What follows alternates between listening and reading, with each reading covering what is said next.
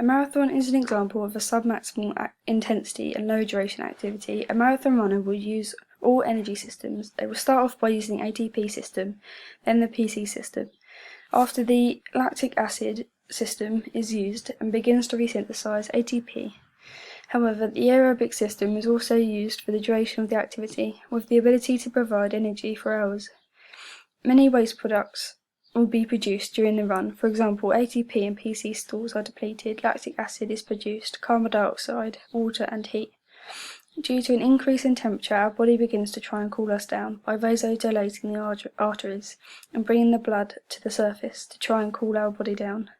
Sweat glands are then opened up, allowing sweating to occur. The sweat is then evaporated from our skin, cooling us down. The temperature in the body is controlled by the hypothalamus, which is the body's internal thermostat. However, heat can be affected by the central and peripheral nervous system and can lead to a decrease in performance. Lactate levels in the blood will increase due to an increase in carbon dioxide levels, making the blood more acidic. Carbon dioxide can be transported by combining with water to make carbonic acid.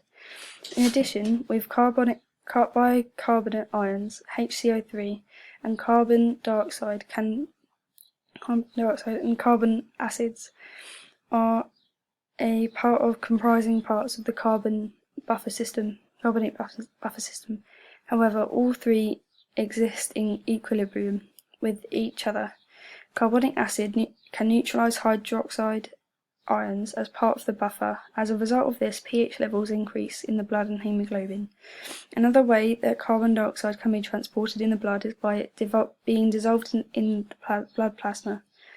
A marathon runner will use the glycogen-stored version of ATP and PC will be used at the start of the race. On the other hand, once the ATP and PC stores can no longer resynthesize, the body will then automatically turn to the light defensive system for glucose energy. This will then be the main energy source.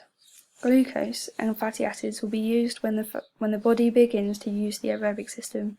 It will, however, sometimes use amino acids to turn pyruvate into acetyl.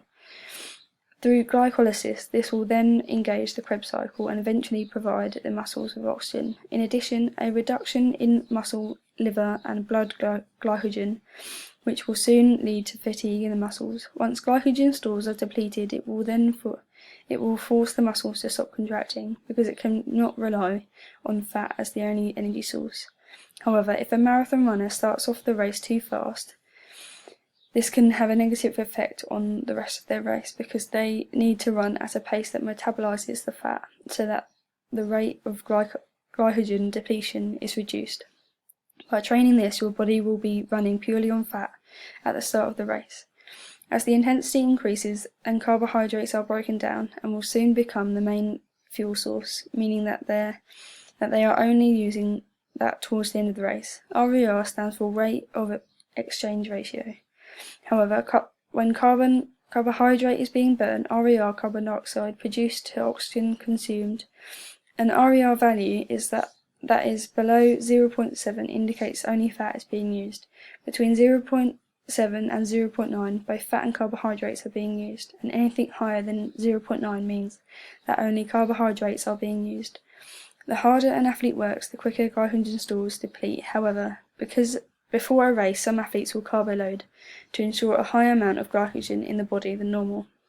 The longer the activity, the longer the glycogen stores will take to replenish, because of how long they have been used, and depletion may occur. This could take days.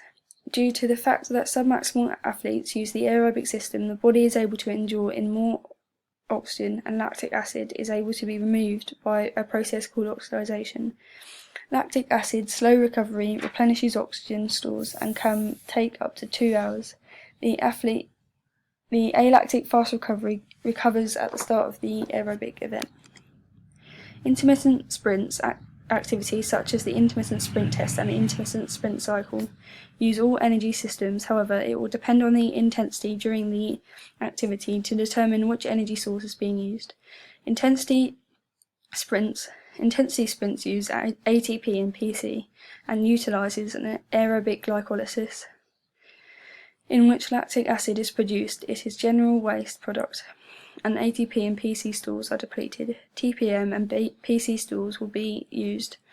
However, when the lactic acid is used as well, aerobic glycolysis is relied on due to its production of ATP. For efficient lactic acid removal, silicon is required. However, during the activities, the athletes will fatigue and can be caused by a reduction of calcium ions and is stored in the cycle.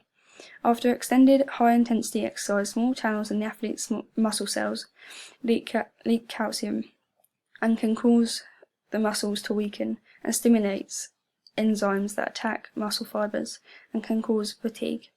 If no calcium ions are available, the muscle is unable to contract because it is important that calcium is released to allow myosin and actin to combine. This then aids muscle contractions. A decrease in potassium ions causes nerve impulses to muscle tissues slower. Muscular fatigue means that they aren't able to receive signals from the central nervous system.